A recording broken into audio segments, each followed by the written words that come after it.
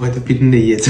Bu food blogeri nima deganini tushunmadim-u, lekin kasr-kusur qilib rosa ishtahani ochdi. Karomni bosh qismini olib qo'yib, qolgan qismi bilan ko'k pomidorni to'g'raymiz, qizil sabzi lavlagini qirg'ichdan chiqarib, tuz bilan yaxshilab ezib olamiz. Boya olib qo'ygan karomimizni qaynoq suvda pishirib olmasdan barglarini ajratib olamiz. Barg ichiga qiymani solib, do'lma shaklida o'rab olamiz. Do'lmalarni bankalarga joylashtiramiz. Ustidan tuz, shakar, olma sirkasi, qiymadan qolgan suv va oddiy suv bilan to'ldiramiz. Qopqog'ini yopib 3 kunga xonada qoldiramiz. Oshxonada ishlatadigan taxtakechlarimiz eng ko'p mikrob bakteriya yig'adi. Bizning o'zbekchilikda taxtakechlar tez-tez almashtirilmaydi. Hech bo'lmaganda haftada 2 marta babi parashok bilan yuvib tozalab tursak, mikrob bakteriyalardan ancha xalos bo'lamiz. Bu parashok 100% eko bo'lgani uchun sog'liqqa umuman zarari yo'q. Endi sizlarga tuzlamamni tayyor holatini ko'rsatay. Oradan 3 kun o'tdi. Ranglari, mazasi hammasi joyida. Endi esa ovozini eshitinglar.